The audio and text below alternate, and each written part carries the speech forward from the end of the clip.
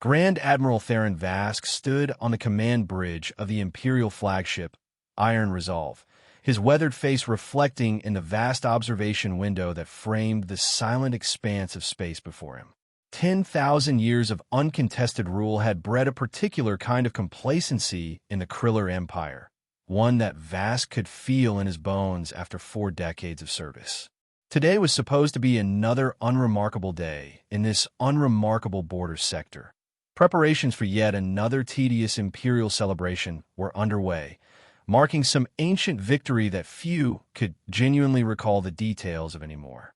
"Status report, Lieutenant Nevis," Vask said, his voice carrying the practiced authority of a man who had issued the same command countless times before.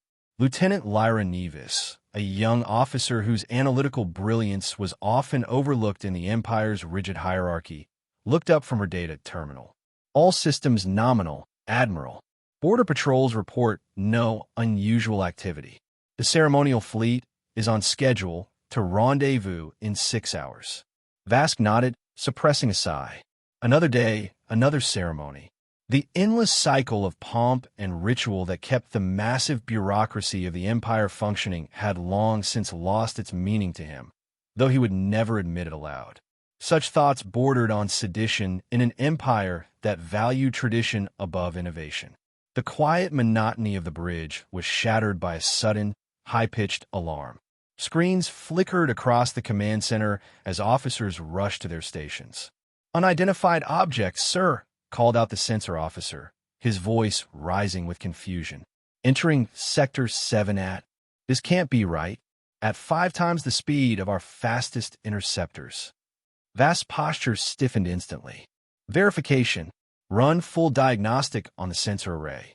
Lieutenant Nevis was already ahead of him, her fingers dancing across her console. Her eyes widened as she cross-referenced the readings. She looked up, meeting Vask's gaze with an expression that would haunt him in the days to come. Theron Vask's attention shifted to Lyra Nevis, whose voice cut through the growing tension on the bridge.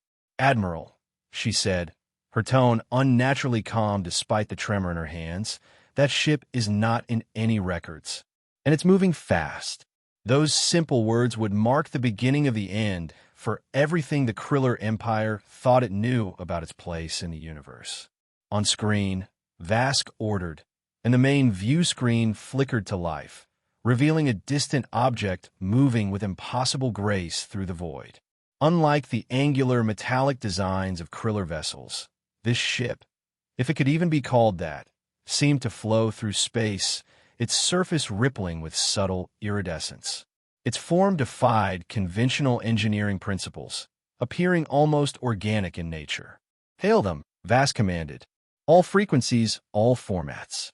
Communications officers worked frantically, but each attempt was met with silence. "Dispatch reconnaissance vessels," Vask ordered next, though he already knew they would be too slow to intercept the mysterious object. "Sir," Lieutenant Nevis interjected, "at their current trajectory, they'll pass within range of Outpost Zetha." "Should we alert the outpost?" Vask considered the options. Zetha was a small research station in a relatively isolated sector, staffed primarily by scientists and a minimal security force. Hardly the first line of defense he would choose for a potential first contact scenario.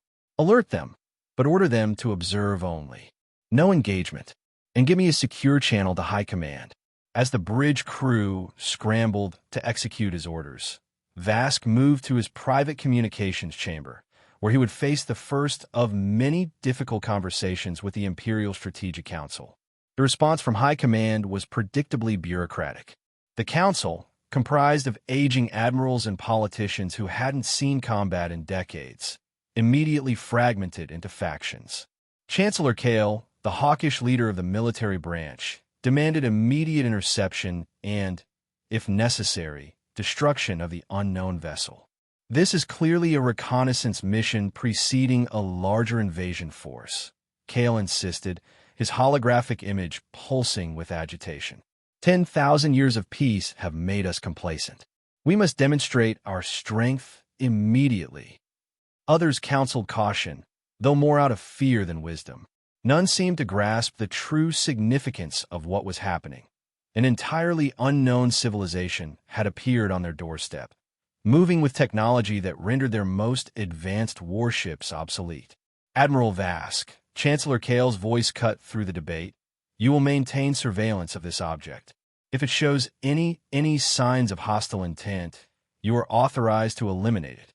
A battle group is being dispatched to your sector. Until then, the security of the Empire rests in your hands. The transmission ended before Vask could respond. He stood in silence for a moment, the weight of his orders pressing down upon him. Something about this situation felt wrong. Not just unusual, but fundamentally incorrect, as if they were all actors reading from the wrong script. When he returned to the bridge, Lieutenant Nevis approached with an update.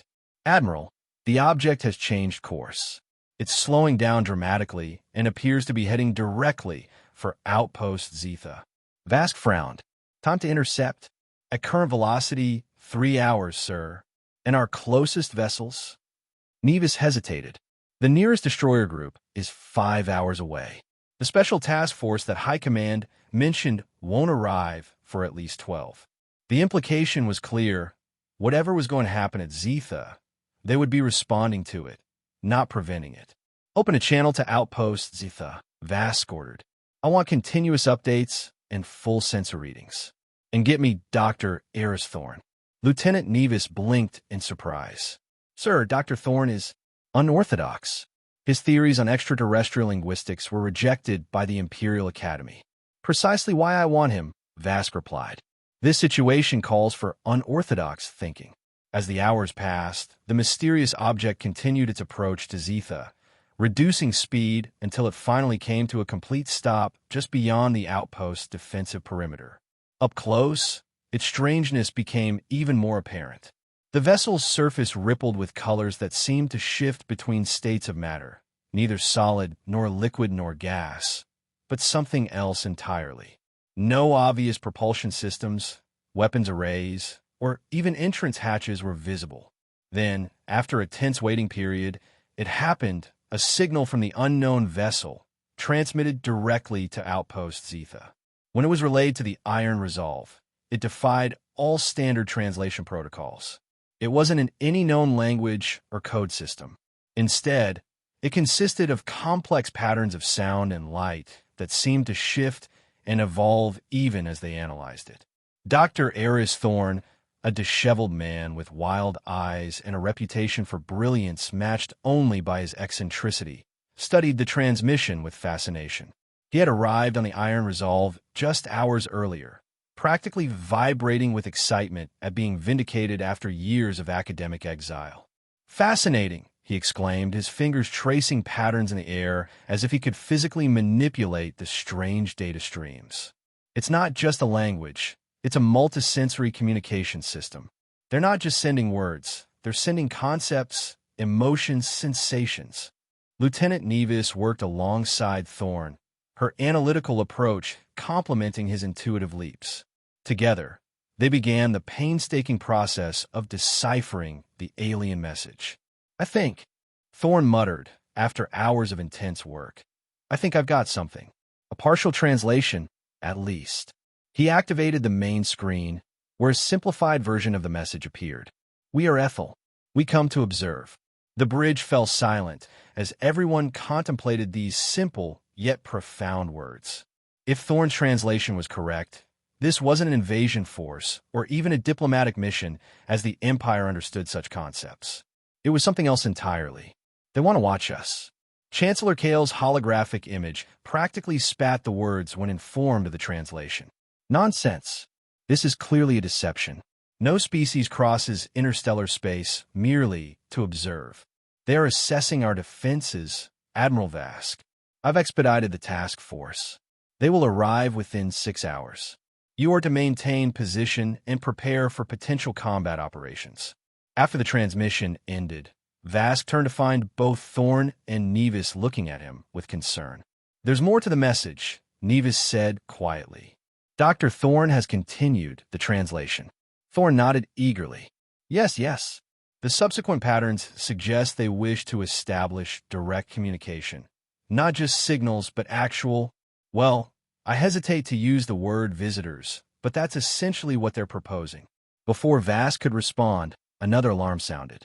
Admiral, the security officer called out. Outpost Zetha reports that something has emerged from the alien vessel. On screen, several slender, humanoid figures appear to be floating in space near the outpost. They wore no visible protection against the vacuum, surrounded instead by a subtle shimmer that suggested some kind of energy field. Their skin had a faint luminescence, and their large, pupilless eyes dominated delicate faces that seemed to radiate a serene curiosity. They're requesting permission to enter the outpost, the communications officer reported, disbelief evident in his voice. Vask found himself at a crossroads. Denying first contact might provoke an unpredictable response from beings with clearly superior technology, allowing it risked potential infiltration or worse. But something in those serene faces, those curious eyes, pushed him toward a decision that would forever alter the course of the Empire. Grant permission, he said firmly, but establish a secure communication link. I want to see and hear everything that happens. And prepare my shuttle. I'm going to Zetha. The first face-to-face encounter between the Kriller Empire and the Ethel took place in the main conference room of Outpost Zetha, with Admiral Vask witnessing it via holographic projection while en route to the station.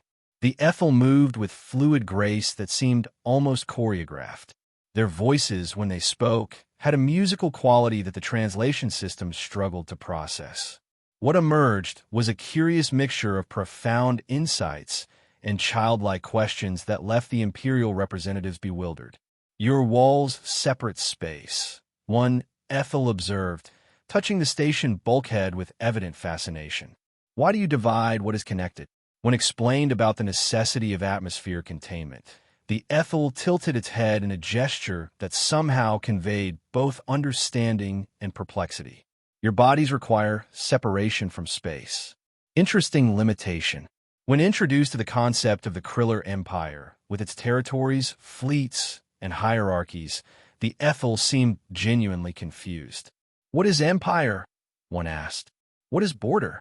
Space flows. Stars sing. How can you possess what exists? Dr. Thorne was in his element, attempting to bridge not just linguistic but conceptual gaps. I believe they have no concept of territorial ownership or hierarchical authority structures, he explained to Vask via private channel. Their questions aren't naive. They reflect a fundamentally different way of organizing society. Lieutenant Nevis, who had accompanied Vask to Zetha, noticed something else. Admiral, she whispered, observe how they interact with our technology. They're not touching the interfaces, but the systems are responding. Indeed, as an Ethel passed by a data terminal, the screen flickered with information, responding as if to direct commands. When questioned about this, the Ethel simply replied, thoughts touch other thoughts. Your machines have simple thoughts.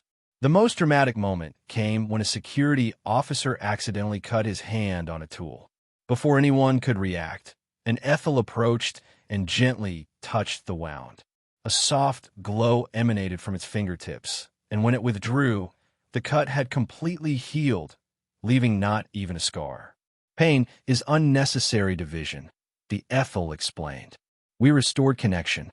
These revelations sent shockwaves through the Imperial High Command when reported. Chancellor Kale and his faction saw only threats in these strange abilities. They can manipulate our technology with their minds. They can alter biological tissue. These are weapons, Admiral, no matter how benignly they're presented. Vask found himself increasingly torn between his duty to the Empire and his growing conviction that the Ethel represented no threat, at least not the kind of threat that Kale and the Strategic Council understood. The real threat they posed was to the Empire's understanding of its place in the universe. Through continued interaction, assisted by Dr. Thorne's increasingly refined translations, a clearer picture of the Ethel began to emerge. They were indeed an ancient species, older even than the 10,000-year Kriller Empire. But they had chosen a radically different evolutionary path, focusing inward rather than outward.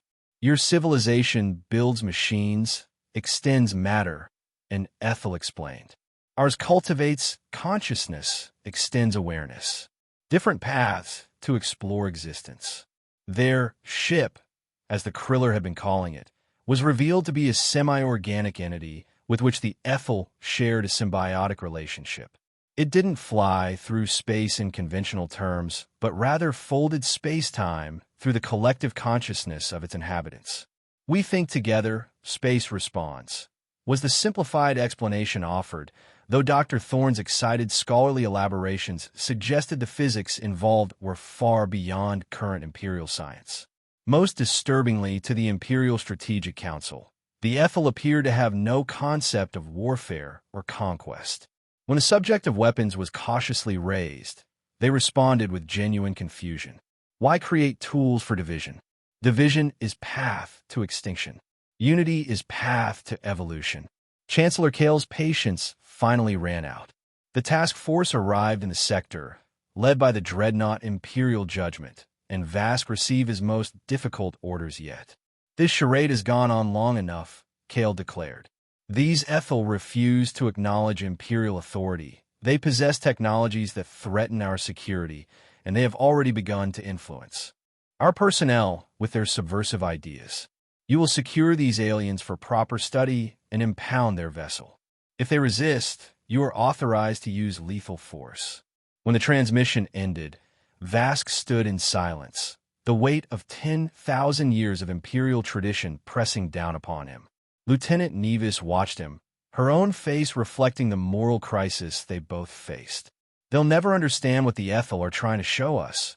Will they? She said quietly. Vask shook his head. The Empire has survived this long by crushing anything it doesn't understand. But this... He gestured toward a window where the Ethel vessel shimmered against the blackness of space. This is different. They could have destroyed us at any moment if that was their intention. What will you do, Admiral? Nevis asked. Instead of answering directly, Vask activated his secure terminal. I'm sending all our data on the Ethel, all the recordings, all of Dr. Thorne's analyses, to certain members of the Strategic Council, moderates who might listen. It might not change anything, but history should at least record that we try to understand before we destroyed. The confrontation came sooner than expected. The Imperial Judgment took position directly above Outpost Zetha, its weapon systems locked on the Ethel vessel. Smaller ships created a blockade formation, effectively surrounding both the outpost and the alien ship. Admiral Vask stood in the outpost's main communication center, having made the decision to be physically present rather than command remotely. The Ethel representatives have been gathered, their serene expressions unchanged despite the obvious military buildup around them. Your friends have arrived with division tools, one observed calmly. They fear what they do not understand. Yes, Vask admitted, abandoning pretense. They do, and they have ordered me to detain you and seize your vessel. The Ethel exchanged glances, a surprisingly human gesture that somehow conveyed volumes without words. Then the tallest among them stepped forward. We understood this possibility. Fear is a natural response to unknown. But we did not journey here to create division. Before Vask could respond, his communicator buzzed with an urgent message from the Iron Resolve, still maintaining position at a distance. Admiral, the Imperial Judgment is charging weapons. They're going to fire on the Ethel vessel without warning. Vask's blood ran cold. Chancellor Kale had bypassed his authority entirely, giving direct orders to the task force. It was mutiny, technically, but who would challenge the Chancellor's interpretation of what best served Imperial security? Warn them off, Vask ordered. Tell them, but was too late. The Imperial Judgment fired a full salvo of quantum torpedoes at the Ethel vessel, followed by synchronized blasts from the support ships. The outpost shook with the proximity of the barrage, and through the viewport, Vask witnessed what should have been the destruction of the alien ship. Instead, something extraordinary happened. As the weapons approached, the Ethel vessel emitted a soft, pulsating light. The torpedoes and energy blasts simply ceased to exist as they entered this field of light. Not exploded, not deflected, They vanished as if they had never been fired at all. A moment of stunned silence fell over the outpost. Then, before anyone could react further, a wave of gentle radiance expanded from the Ethel vessel, washing over the Imperial ships, the outpost, and everything within a vast radius. Vask felt it pass through him like a warm breeze, leaving behind a sensation he couldn't immediately identify. Around him, Imperial personnel and Ethel alike stood motionless, as if time itself had paused to take a breath. The light faded, and with it, something else changed. The weapon systems on all Imperial ships went offline simultaneously. Not damaged, not destroyed, simply dormant, as if they had been gently put to sleep. But the more profound effect was on the people. Vask felt it himself, a lifting of some veil he hadn't known existed. Thoughts seemed clearer, emotions more accessible, yet somehow less overwhelming. Around him, he saw the same transformation on the faces of his officers and crew, confusion giving way to understanding, fear yielding to calm. Through the communications system, reports flooded in from the Imperial ships. Officers and crew described similar experiences, a moment of profound clarity, a sudden questioning of orders they had been prepared to execute without thought. On the Imperial judgment, the captain had ordered a second attack using manual systems, only to find his crew politely but firmly refusing to comply. The Ethel who had spoken earlier turned to Vask. "We have shared a small gift, a moment of connection. Not control, not invasion. Just perspective. It will fade for most, but the memory will remain. A seed." Vask understood then what had happened.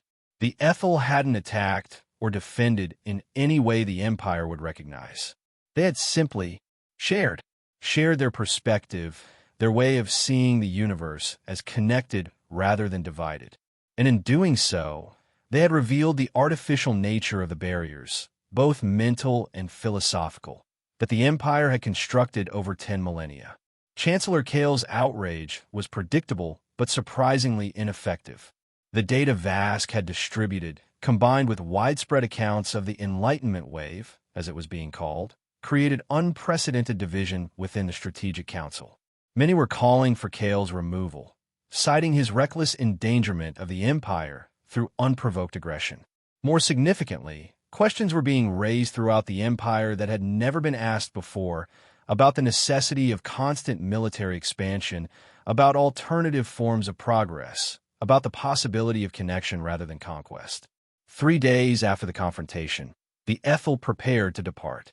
They gathered once more at Outpost Zetha, where Vask, Nevis, and Dr. Thorne had come to bid them farewell. "You have changed us," Vask admitted. "I'm not sure if the Empire will survive these questions." The Ethel's spokesperson tilted its head in that now-familiar gesture. "Forms change. Essence remains. Perhaps your Empire becomes something new. Perhaps not. The choice remains yours. Will you return?" Lieutenant Nevis asked. "There's so much more we could learn from each other." "Universe is vast," the Ethel replied. "Many paths cross again. Many do not. But connection, once established, persists across distance." As they prepared to depart, the Ethel spokesperson turned back one final time. "Universe is vast. Many paths. Choose wisely." They returned to their vessel without another word. Within moments, it began to shimmer more intensely, then seemed to fold in upon itself in a way that defied visual comprehension before disappearing completely from normal space. The empire that remained was fundamentally shaken. Chancellor Kale eventually lost his position, though the political aftermath would continue for years. The official imperial narrative attempted to minimize the incident, describing it as a minor first contact with a nomadic species. But the truth spread nonetheless, passed from person to person, ship to ship, world to world. The seed the Ethel had planted, the idea that there were fundamentally different ways of existing in the universe, took root in the collective consciousness of the Empire. Admiral Theron Vask remained in command of the Iron Resolve, though he found himself increasingly drawn to exploration rather than border patrol. Lieutenant Lyra Nevis was promoted and given command of a new type of mission, one focused on understanding rather than controlling the unknown. Dr. Eris Thorne established an entirely new field of study, one that attempted to bridge the philosophical and scientific approaches to consciousness that the Ethel had demonstrated. The Kriller Empire stood at a crossroads. 10,000 years of tradition and hierarchy would not disappear overnight. The forces of conservatism remained strong, arguing that the Empire's survival depended on maintaining its military superiority and territorial integrity. Yet others now openly advocated for reform, for a new understanding of the Empire's place in a universe far stranger and more diverse than they had ever imagined. Whether this would lead to renaissance or collapse remained uncertain. The Empire might adapt and evolve, or it might fracture under the weight of questioning its most fundamental assumptions. Either way, it would never be the same. On the observation deck of the Iron Resolve, now assigned to deep space exploration beyond the former borders of the Empire, Lieutenant Commander Lyra Nevis often found herself gazing out at the stars, wondering about the paths that might cross again. The universe was vast indeed, and somewhere out there, the Ethel continued their journey, observing, connecting, existing in a way that had forever changed how at least one young officer from an ancient empire saw her place among the stars. The light of distant suns reflected in her eyes as she contemplated the simple yet profound message the Ethel had left them with. Universe is vast. Many paths. Choose wisely. The choice, as they had said, remained theirs. And for the first time in 10,000 years, the future of the Kriller Empire was truly unknown.